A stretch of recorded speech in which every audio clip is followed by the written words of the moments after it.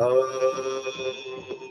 सच्चिदानन्दरूपाय विश्वोत्पत्त्यादिहेतवे तापत्रयविनाशाय श्रीकृष्णाय वयं नुमः। गुरुर्ब्रह्मा गुरुर्विष्णु गुरुर्देव महेश्वरा गुरुर्साक्षात् परब्रह्मा तस्मै श्री गुरवे नमः। जय पर कृपा करै जन जानी कविराज नर चावै भानी मोरी सुधारी सुशववाती जासु कृपा नहीं कृपा गाती। ओम हरे नमः परमात्मने नमः। कृष्ण चंद्र भगवान को जय हो, भागवत भगवान को जय हो, पुराण पुरुषोत्तम भगवान को जय हो।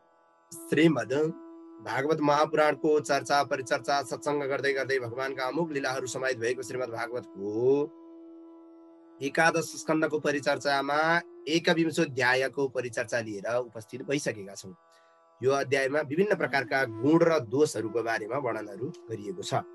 यो अध्याय पुरै गुण र दोषको बारेमा स्वरूपहरू त्यसका वर्णनहरू गरिएको छ भने जाउँ के हुन्छ, के हुन् गुण, के हुन् दोष भन्ने कुरा। श्री भगवान उवाच य एतान् मत्पथो हित्वा भक्ति ज्ञान क्रियात्मकान् क्षुद्रान् कामांश्चलैः प्राणैर् जुषन्तः संसरन्ति ते।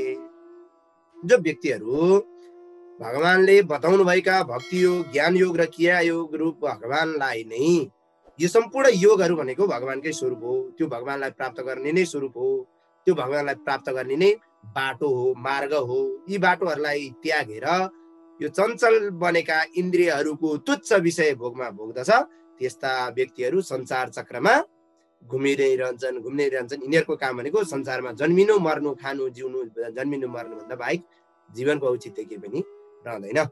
स्वेच्छेधिकारे या निष्ठा सगुण परिकीर्तितः। आफ्नो अधिकारमा रहनु नै गुण हो भने यसको विपरीतलाई चाहिँ दोष भन्ने बताइएको छ। आफ्नो अधिकारमा रहनु नै गुण हो, हैन? यही गुण र दोषको चाहिँ विषयमा गरिएको निश्चय भन्नुको मतलब यानी कि गुण र दोषको बारेमा बताइएको चीज नै यही हो कि आफ्नो अधिकारमा रहनु गुण हो र त्यसको आफ्नो अधिकारमा नरहनु दोष हो भने बताइएको। भौतिक पदार्थहरू सामान्यतया समान भए पनि ती वस्तुहरूको योग्य योग्यको विषय अयोग्यको विषयमा सन्देह निवारणका लागि शुद्ध अशुद्ध गुण दोष शुभ अशुभ भन्ने आदि हरेक गरेका नामहरू बताइएको छ, हैन? सबै समान प्रकारका भए पनि यस्ता कुराहरू बताइएको छ। यी निष्पाप उद्धव धर्मका लागि, व्यवहारका लागि, जीवन निर्वाह गर्नका लागि यसरी मैले आचार धर्म रूप जुन भारलाई चाहिँ बोक्ने व्यक्तिहरूका लागि देखाइदिएको छु, त्यो म भन्दछु, सुन्नुहोस्। ब्रह्मदेखि पर स्थावर वृक्ष आदिसम्मका सम्पूर्ण शरीरहरूको निर्माण गर्ने पृथ्वी जल तेज वायु आकाशका यी 5वटा पञ्चतत्व भन्ने गरिन्छ। यी 5वटा नामका चेतनाले युक्त भएको आत्मा पनि आत्माले युक्त 5 कारणहरू हुन्। यिनै 5 कारणले चाहिँ संसारको सृष्टि हुन्छ, शरीरको सृष्टि हुन्छ। हे उद्धव, यी प्राणीहरूको पुरुषार्थ सिद्धिका लागि शरीर आदि समान हुँदाहुँदै पनि वेदद्वारा एकदम वर्णाश्रम आदिका नामहरूको रूपहरूको वर्णहरूको कल्पना गरिएको छ। हे उद्धव, देश काल फल निमित्त अधिकारी र वस्तुहरूको जुन जुन गुण र दोषको विधान गरिएको छ त्यो व्यक्तिको स्वाभाविक कर्ममा चाहिँ रहेको प्रवृत्तिलाई नियमन गर्नको लागि भगवानद्वारा बताइएको हो, हैन? उद्धवलाई चाहिँ भगवान भन्दै हुनुहुन्छ, भगवानद्वारा बताइएको, मद्वारा चाहिँ बताइएको हो भन्दै हुनुहुन्छ कि भगवानले। देशहरूमा कृष्णासार मृगले चाहिँ देश रहित भएको देश अपवित्र हुन्छ, हैन? कुन देश चाहिँ अपवित्र हुन्छ भन्दा कृष्णसार मृग चाहिँ जुन देशमा छैन त्यो देशलाई अपवित्र देश भनेर चिन्नु, बाँकी रहेको देशलाई चाहिँ पवित्र देश भन्न सकिन्छ।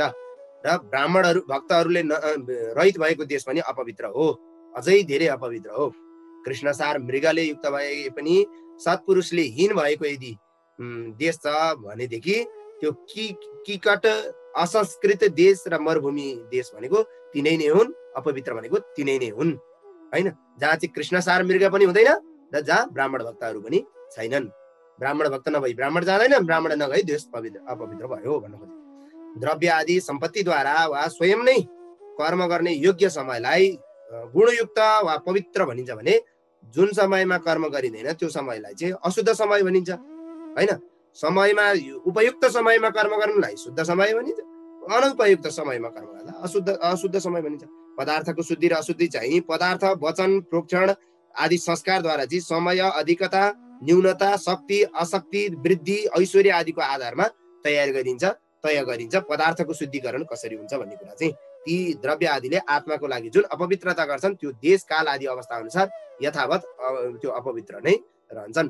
अन्न, काठ, हड्डी, धागोबाट बनेका पदार्थहरू, घिउ, दूध आदि रसमय पदार्थहरू, सुन, तैजस पदार्थ, सुन आदि गरेका तैजस पदार्थहरू, चर्ममय पदार्थहरू, घटादि पार्थिव पदार्थहरूको चाहिँ पवित्रता आवश्यकता अनुसार पृथक वा एकदम समय अनुसार वायु, अग्नि, माटो र जलद्वारा बनाइन्छ।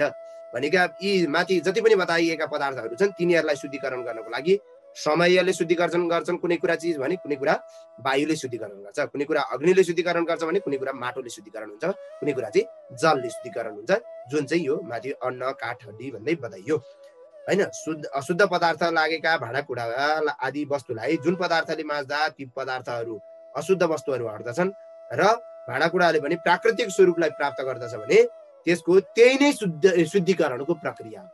अशुद्ध चिज छ भने शुद्ध गर्न कसरी भन्दा त्यो शुद्ध चिजलाई चाहिँ माद्दाखेरि जुन पदार्थले चाहिँ माद्दा अशुद्ध वस्तुहरू चाहिँ हट्छन् त्यही नै शुद्धिकरणको प्रक्रिया हो हैन। त्यस पछाडि त्यसलाई शुद्ध मानिन्छ। जीवात्माको शुद्धि स्नान, दान, तपस्या, अवस्था, शक्ति, संस्कार, कर्म र भगवत स्मरणबाट हुन्छ। जीवात्मा जुन छ त्यसको संस्कार भने त्यसको शुद्धि भने यसरी गरिन्छ। त्यसैले द्विज जातिले चाहिँ यी साधनहरूद्वारा चाहिँ आफूलाई शुद्धिकरण गर्नुपर्दछ। सद्गुरुबाट लिएको मन्त्रको चाहिँ विनियोग आदिको चाहिँ ठिक अर्थ थाहा पाएर ठिक विषयमा चाहिँ ठिक थाहा पाउनु मन्त्रको शुद्धता हो हैन। सद्गुरुबाट लिएको मन्त्रको साधना गर्नु शुद्धता हो। विनियोगहरूको ठिक उपयोग गर्नु शुद्धता हो भने ईश्वर अर्पण बुद्धिले चाहिँ कर्म गर्नु कर्मको शुद्धता हो। देश, काल, द्रव्य, कर्ता, मन्त्र, कर्म यी जुन 6 साधनहरूद्वारा चाहिँ धर्म सम्पन्न हुन्छ भने त्यसको विपरीत अधर्म भनेको त्यसको अशुद्धि हो, अधर्मको कारण हो हैन। क्वचित गुणोपि दोष स्यात् दोषोपि विधिना गुण। विधिको बलले कतै गुण पनि दोष हुन्छ भने कतै दोष पनि गुण देखिन्छ। विधिको बलले त्यो त्यस्तो देखिन्छ हैन। यसरी गुण र दोषको नियमले यसको वास्तविक भेदलाई वाद गर्दछ, अर्थात् गुण र दोषमा वास्तविक भेद छैन भन्ने कुरा सिद्ध हुन्छ। कसलाई बताउँदै हुनुहुन्छ? यो वैदिक ज्ञान उद्धवलाई भगवान बताउँदै हुनुहुन्छ, राजा परीक्षितलाई सुखदेव स्वामी बताइरहनु भएको छ, सौनकादि 88,000 ऋषिहरूलाई सुतजी महाराज बताइरहनु भएको छ। म पनि तपाईहरुलाई बताउने चेष्टा गरिरहेको छु। जो व्यक्ति पतित नै छ उसले पतितको जस्तो आचरण गर्यो भने आचरणले उसलाई त्यहाँभन्दा तल खसाल्दैन, त्यहाँभन्दा माथि उठ्न त झन् दिदिनै छैन। पतित व्यक्तिले पतितकै आचरण गर्छ भने अब त्यहाँभन्दा के पतित हो हैन। उसको लागि कुनै पनि अरु माध्यम छैन, उसको लागि अरु कुनै ठाउँ छैन। गृहस्थका लागि स्त्रीसँग स्वाभाविक गुण नै हुन्छ।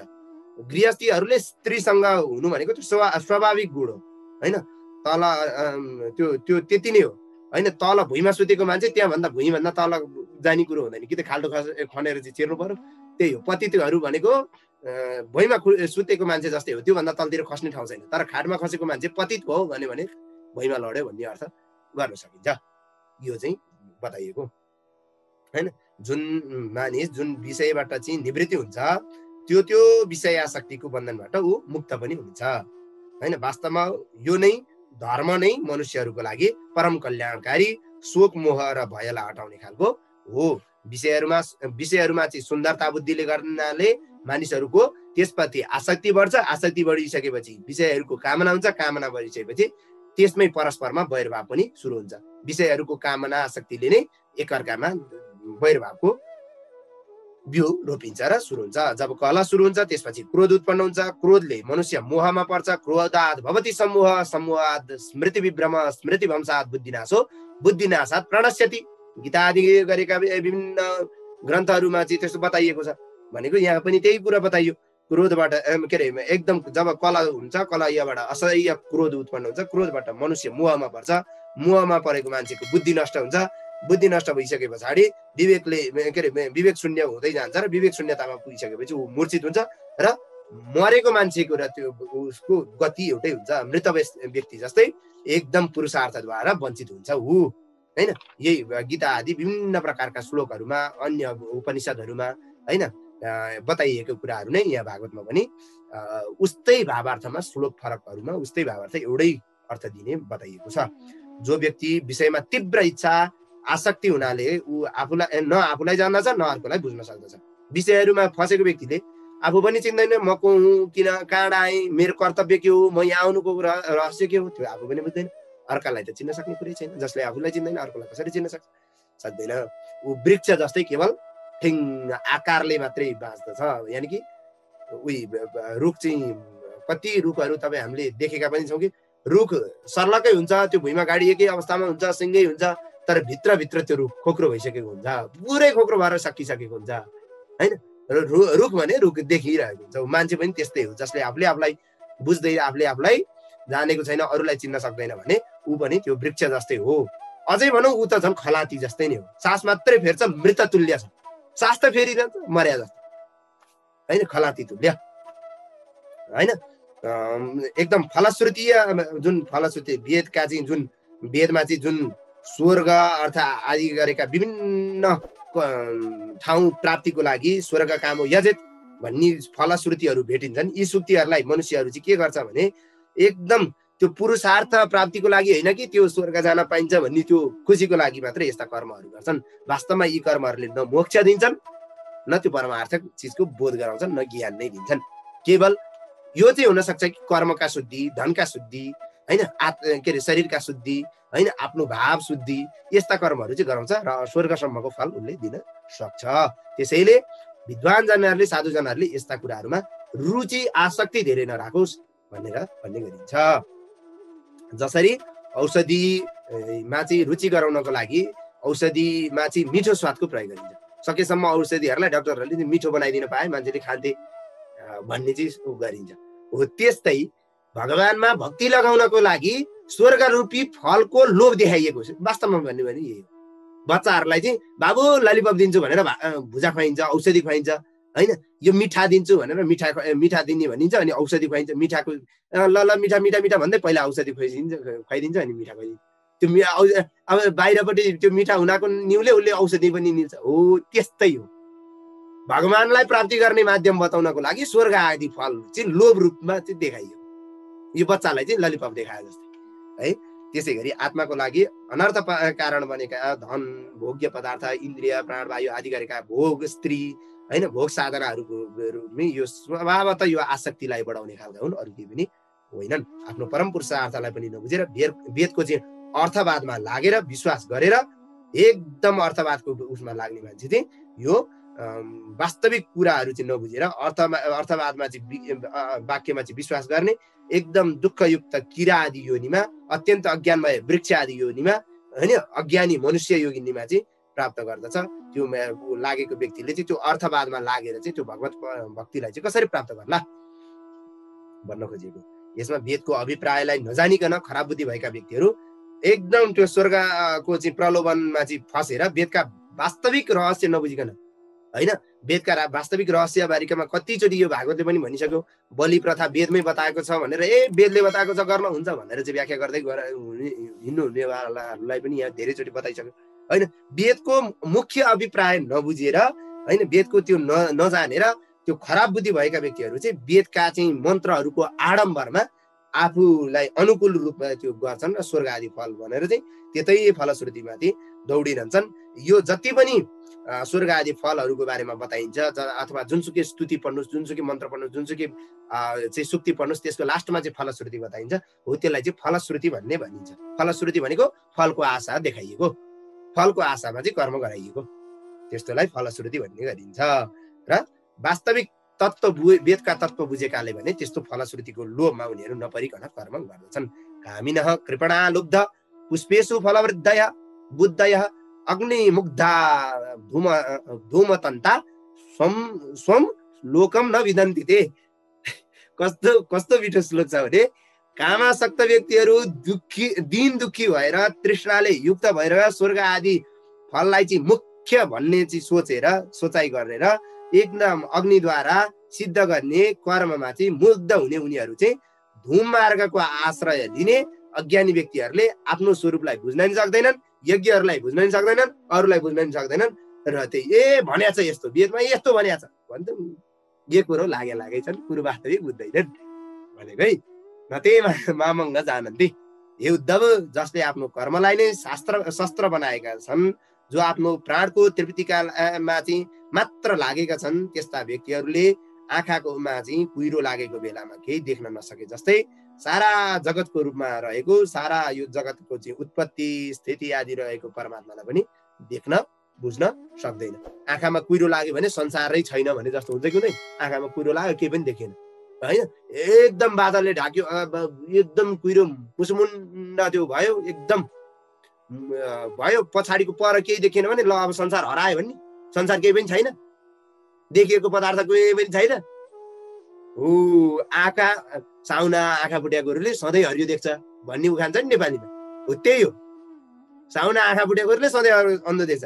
शास्त्र रूपी त्यो ज्ञान त लिएको छ, वेदहरू पढेको पनि छ, त्यो ज्ञानको अर्थवाद र श्रुति फलश्रुतिले चाहिँ यसरी ढाकिदिएको छ कि त्यो बादलले ढाके जस्तो ढाकिदिएको छ, बाँकी रहेको भित्रै आफै भित्र रहेको परमात्मालाई देख्दै देख्दैन। परको त कुरै छोड्नु, अन्तर्हृदयभित्र रहनु भएको परमात्मा पनि देख्दैन। तर त्यस्तो हुनु चाहिँ हुँदैन है उद्धव भनेर बताउनको लागि यो कुरा बताएको है। फेरि यसको मेन रहस्य चाहिँ त्यो एकदम हिंसा कर्ममा चाहिँ एकदम अनुराग छ, त्यसलाई छोड्न सक्दैन, हिंसामा चाहिँ लागेको छ। केवल यज्ञहरू स्वीकार छ, यज्ञहरू गर्छ, यज्ञ पनि गर्छ, हिंसा पनि गर्छ होइन, एकदम गर्छ भन्ने एकदम यो गर्नै पर्छ होइन, अवश्य गर्नुपर्छ, विधि नियम पो बताएको छ है, शास्त्रहरूमा यस्तो पो बताएको छ भन्ने बुझ्छ भने त्यस्तो व्यक्तिले वेदको चाहिँ गूढ अभिप्राय वचनलाई नबुझिकन विषय आसक्त बनेर त्यसमै चित्त लगाएर हिंसामा रमाउने प्रवृत्तिको बन्दछ र ऊ विषय भोगको इच्छाले एकदम मारिएका पशुद्वारा चाहिँ सम्पन्न भएको यज्ञद्वारा माध्यमले चाहिँ केवल देवता पितृ र भूतहरूलाई पनि यजन गर्न थाल्दछ। ऊ देवतालाई पनि यजन गर्छ, पितृलाई पनि गर्छ, भूतपतिलाई पनि गर्छ, सबैलाई यज्ञ चाहिँ गर्छ। वास्तविक भगवानको उसलाई चाहिँ बुझ्न सक्दैन। त्यो यज्ञ गरेर के गर्छ होइन, धन कमाउँछ, धन आदि गर्छ, यज्ञात भगवती पर्जन्य, पानी पनि वर्षिन्छ, अन्न आदि उत्पन्न पनि हुन्छ, एकदम विभिन्न कर्म पनि गर्छ। उसले यज्ञ इत्यादि गरिसकेपछि उसका जीवन पनि परिवर्तन हुँदै जान्छन्, राम्रा राम्रा हुँदै पनि जान्छन् होइन। यो वास्तविक यो संसारमा चाहिँ उसले धन ऐश्वर्य पनि कमाउँदै पनि जान्छ। तर उसले यज्ञ गरिरहँदाखेरि वास्तविक परमात्माको चाहिँ उसलाई चाहिँ नबुझेर त्यो केवल धनको खर्च, त्यो चाहिँ केवल त्यहाँ देखाउने मात्रै हुन्छ। किनभने भक्ति बिना गरिएको कर्म भनेको बालुवामा हालेको पानी जस्तै हो।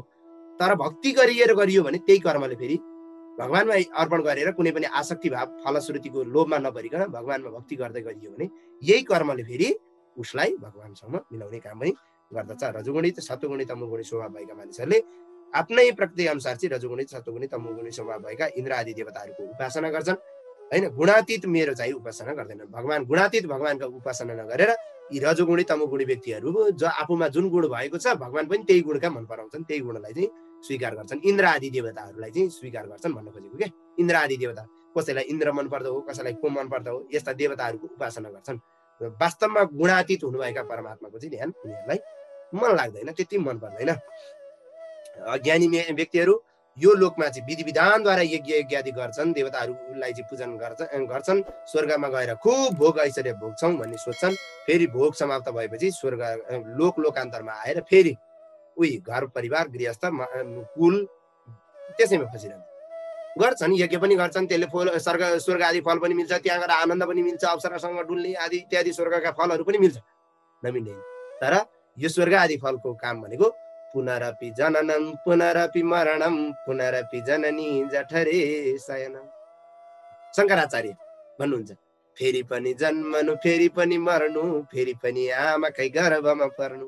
त्यसैले के भन्नुहुन्छ शङ्कराचार्य, भज गोविन्दम भज गोविन्दम भज गोविन्दम मूढमते। मूर्ख बुद्धि नगर बाबु, भजन गर भजन गर भजन गर, भगवानको भक्ति गर, भजन रूपी भक्ति गर, कर्म रूपी भक्ति गर, ज्ञान रूपी भक्ति गर, योग रूपी भक्ति गर, सेवा रूपी भक्ति गर, प्राणी मात्रको जय जयकारको भक्ति गर, यस्ता प्रकारको भक्ति गर भन्नुहुन्छ।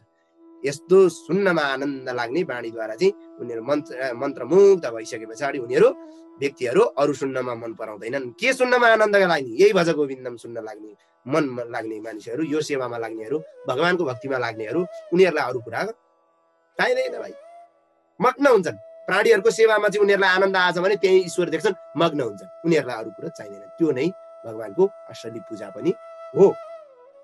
अब के छ? कर्मकाण्ड, उपासना काण्ड र ज्ञान काण्ड गरेर 3वटा वेदका काण्डहरू छन्। वेदमा 3वटा काण्डहरू रहेका छन्, कर्मकाण्ड, उपासना काण्ड र ज्ञान काण्ड। तिनै काण्डलाई चाहिँ वेदले प्रतिपादन गरेको छ भने जीव ब्रह्मको र एकताको बारेमा चाहिँ यसले बताउँदछ। यसको मूल भनेको त्यही नै हो। मन्त्रद्रष्टा ऋषिहरूले यो कुरालाई परोक्ष रूप घुमाउरो तरिकामा बताउँछन् भने यसैलाई चाहिँ परोक्ष, मलाई चाहिँ त्यस्तै परोक्ष शैली नै मनपर्छ। घुमाउरो शैलीले बताउँछ कि ऋषिहरूको सिधा सिधा वाक्यले चाहिँ बुझिनेवाला छैन। मन्त्रका कुराहरू, रहस्यहरू त्यति सिधा सिधा ठाडो ट्याक्क ट्याक्क यो भने यो भने यो बुझिनेवाला छैन। उहाँहरू त घुमाउरो पाराले बताइदिनुहुन्छ। ल ठिक छ, बुझ्ने इच्छुक जो मुमुक्षुहरू छन् उनीहरूले त्यही घुमाउरो पारालाई पनि स्वीकारेर भए पनि बुझ्ने प्रयत्न गर्दछन्। नबुझ्ने मूर्खहरूको लागि भने त्यो सिधै भाषामा भन्दै पनि कुनै औचित्य रहँदैन। प्राण, इन्द्रिय, मन स्वरूप चाहिँ परा पश्यन्ती र मध्यमा रूपले चाहिँ सूक्ष्म भएको जुन वेद जुन छ अत्यन्त दुर्गेय छ, बुझ्न नसकिने छ। वेदलाई केवल स्थूल र वैखारिक रूपमा मात्र सामान्य व्यक्तिले जानेका हुन्छन्। स्थूल रूपमा एउटा किताबको रूपमा, एउटा वैखारिक लेखिएको ग्रन्थको रूपमा मात्रै जान्दछन् भने त्यसलाई चाहिँ वास्तविक त्यसको गम्भीरता, त्यसको महत्व, त्यसको रहस्य, त्यसको चाहिँ अपार शक्ति होइन, त्यसको चाहिँ वेदको चाहिँ त्यो एकदम रहस्यलाई चाहिँ बुझ्न सक्दैनन्। वेदको त्यो गम्भीरता भनेको समुद्र जस्तो छ। समुद्रको गम्भीरता आजसम्म मान्छेले बुझ्न सकेका छैनन्। समुद्रको गहिराईमा आजसम्म मान्छे पुग्न सकेका छैनन्। समुद्रका गहिराईमा के छन् भन्ने कुरा अहिलेका मान्छेहरूलाई अनुमान गर्न सक्छन्। त्यहाँ यस्ता चिज हुन सक्छन् भने खोज अनुसन्धान गर्न सक्छन्। तर हालैसम्म पनि यो समुद्रको गहिराईसम्म बुझेर समुद्रको चिज रहस्यलाई बुझ्न सक्ने छैन। त्यस्तै छ यो वेद पनि। सामान्य मान्छेहरू यहाँ वेद संसारको सबै चिज भएको भन्छन्। यत्रो ग्रन्थ हेर हो त भन्ने लाग्यो, एउटा वेदको एउटा शाखाको एउटा काण्ड हातमा बोक्यो, कर्मकाण्ड हिँड्यो, त्यसमैमा जिन्दगी यापन गर्यो। एकदम व्यापक अपार शक्तिवाला परब्रह्मद्वारा चाहिँ बताइएको त्यो ब्रह्मको चाहिँ अधिष्ठित रहेको परब्रह्मद्वारा चाहिँ सूक्ष्म रूपमा चाहिँ गरिएको वेद तत्त्व चाहिँ सम्पूर्ण प्राणीहरूको अन्तस्करणमा रहनु भएको भगवानको नलीमा चाहिँ नसामा चाहिँ सूक्ष्म रूपले बसेको छ होइन। त्यसलाई चाहिँ अनुसन्धान गरेर निकाल्न मात्रै पर्ने हो। फेरि नसामा भगवानको चाहिँ भगवानले चाहिँ त्यो उसमा चाहिँ राखिदिनु भएको छ। त्यसलाई अनुसन्धानद्वारा चाहिँ बुझ्न सकिन्छ, जान्न सकिन्छ, निकाल्न सकिन्छ। तर मानिसहरू त्यो नबुझेर, त्यो एकदम वेदको चाहिँ रहस्य नबुझेर वेदलाई चाहिँ स्थूल रूपमा एउटा बाहिर देखावटी एउटा ग्रन्थको रूपमा आधारित मात्रै लिएर हिँड्छन्। जसरी माकुरोले आफ्नो हृदयबाट यानि कि मुखको माध्यमले जाललाई निर्माण गर्दछ, अन्तिममा फेरि त्यही जाल आफै भित्र लिन गर्छ। त्यसै गरी वेद मूर्ति, अमृत तत्त्व स्वरूप आदि ज्ञान पनि भगवानले नादरूप उपादानले चाहिँ युक्त भएर आफ्नै हृदय आकाशबाट चाहिँ निकाल्नु भएको हो होइन। विभिन्न सङ्कल्प आदिका माध्यमहरूले ओमकारद्वारा चाहिँ ओमकार हुँदै निकाल्नु भएको हो होइन। त्यसरी निकाल्नु भएको उहाँले वेद आदि चाहिँ त्यसरी प्रकट गर्नुभएको उहाँले त्यो अन्तिममा भगवानमै लीन हुन्छ। त्यो भगवानद्वारा निस्किएको त्यो भगवानमै गएर मिल्दछ। यो वेद रूपा चाहिँ बाणी जुन गायत्री छिन्, उष्णिक, अनुष्टुप, बृहति, त्रिष्टुप, पंक्ति, जगती, अति छन्द आदि, अत्यष्टि, अति जगती, विराट आदि छन्दहरूले चाहिँ यी वेदका छन्दहरूका नाम हुन्। हामीले लौकिक छन्दमा धेरै प्रकारका छन्दहरू सुनेका छौँ नि, मन्दाक्रान्त, शार्दूल, विक्रीडित, अनुष्टुप, त्रिष्टुप, इन्द्रवज्र, उपेन्द्रवज्र होइन, उपजाति लगायतका विभिन्न छन्दहरू सुनेका छौँ भने वेदमा पनि यी प्रकारका छन्दहरू छन्। गायत्री, उष्णिक, त्रिष्टुप, अनुष्टुप, बृहति, पंक्ति, जगती, अति छन्द, अत्यष्टि आदि गरेका विभिन्न छन्दहरू रहेका छन्। यी वेदका छन्दहरूका नामहरू हुन्। यो वेद रूपा जुन प्राणीहरू जुन छन् यिनीहरूमा चाहिँ के विधान गर्दछ भने के प्रकाशित गर्दछ, के को अनुवाद गरेर विकल्प गर्नेछ, यसको वास्तविक तात्पर्य के हो, त्यो चाहिँ भगवानलाई छोडेर अन्यत्र मन गर्ने कसैले पनि जान्न सक्दैन। भगवानलाई जाने जसले भगवानकै चिन्तन गरौँ, आफूलाई बुझ्यो, आफ्नो भित्र रहनुभएका भगवान परमात्मालाई चाहिँ बुझ्यो, त्यसको चिन्तन गरौँ, त्यसको मथन गरौँ, त्यसको अनुसन्धान गरेर चाहिँ त्यसलाई चाहिँ निकाल्न सक्यो भने उसले वेद पनि जान्दछ। एक साधे सब सधे भन्छ क्या हिन्दीमा। एउटा कुरालाई साध्नु भयो भने, एउटा कुराको साधना सिद्ध ईश्वरलाई चाहिँ आफ्नो हृदयमा प्रकट गरिदिनुहोस् न, संसारको सब चिज तपाईँको हृदयमा आउँछ। संसारको हर चिज आउँछ, यो ग्यारेन्टी छ। तर त्यो साध्न सक्नु पर्यो। हैन, त्यो चाहिँ सान्नु पर्यो, त्यो चाहिँ ऊ गर्न सक्नु पर्यो। हो, त्योभन्दा बाहेक ईश्वरभन्दा बाहेकको चिजलाई चाहिँ यदि ईश्वरभन्दा फरक चिज हो भनेर बुझ्न थाल्यो भनेदेखि ऊ त्यही भौतिक वस्तुमा मात्रै डुल्न सक्छ, बाहिरको उसले कुरा बुझ्न सक्दैन। वास्तवमा वेदले यज्ञ रूपले भगवानकै आराधना गरेको छ। वास्तविक अब वेदको चाहिँ अन्तिममा सार तत्त्व के हो त, वेदका रहस्यहरू के हो त भन्दा अन्तिम श्लोकमा 43 श्लोकमा भनिएको छ, वास्तवमा वेदले भगवानकै त्यो यज्ञ स्वरूपलाई बताइएको छ। यज्ञ च यज्ञ पुरुष भन्ने तत्त्वलाई चाहिँ बताइएको छ। तत्त देवताको रूपमा लिएर भगवानलाई नै प्रकाशित गरिएको छ। भनेको ती जति पनि देवताहरू त्यहाँ बताएका छन् त्यो एउटै रुखका पात जस्ता हुन्। यो यज्ञका ती त्यहाँ जति पनि देवताहरूलाई आराधना गरिन्छ त्यो एउटै रुख भनेको चाहिँ म हुँ, मेरा पातहरू भनेका यी देवताहरू भनेका जस्तै हुन्, यसरी चाहिँ भने होइन। साथै जुन आकाश आदि प्रपञ्चको चाहिँ विकल्पको निषेध होइन, गुण आदिको बारेमा बताइएको छ, त्यो पनि ईश्वर नै हुनुहुन्छ। यही नै सम्पूर्ण वेदको तात्पर्य हो। वेदको तात्पर्य भनेको यही नै हो कि यज्ञ रूप रहनु भएको भगवान परमात्मा नै प्राप्त गराउनु अथवा परमात्मालाई बुझाउनु, परमात्माको चिन्तन गर्नु, यज्ञ रूप भगवानलाई चाहिँ चिनाउनु नै वेदको मूल ध्येय हो। तर त्यो नबुझेर मानिसहरू केवल योग्य भन्छन्, देवताहरूको आराधना गर्छन् होइन, के अरे इन्द्र आदि देवताहरूको पछि लाग्छन् र त्यसमै फसिरहन्छन्। वेदले परमार्थ स्वरूप चाहिँ भगवानको आश्रय लिएर एकदम भेदको निषेधको आदि विभिन्न प्रकारका बारेमा वर्णन गर्दछ र अन्त्यमा वेद पनि चुपचाप रहन्छ, लीन रहन्छ भगवान। नेति नेति नेति, अब म यहाँभन्दा पछाडि बताउन सक्दिनँ भगवानको बारेमा, अब म बताउन सक्दिनँ यति न, यहाँभन्दा पारी छ नेति, योभन्दा परको चिज, योभन्दा परको चिज, अब म यहाँभन्दा बताउन सक्दिनँ भन्छ। ऊ पनि चुपचाप भएर भगवानमै लीन हुन्छ। इति श्रीमद्भागवत महापुराण पारमहंस्यां संहितायां एकादश स्कन्ध 21 अध्याय 21औं अध्यायमा गरिएको वेदको मूल रहस्य सहित रहेको यो भगवत परिचर्चालाई पूज्य गुरुवरका चरणकमलमा, भागवत भगवानका चरणकमलमा विश्राम। ओमस्तु परिपूर्ण श्री कृष्णार्पणमस्तु।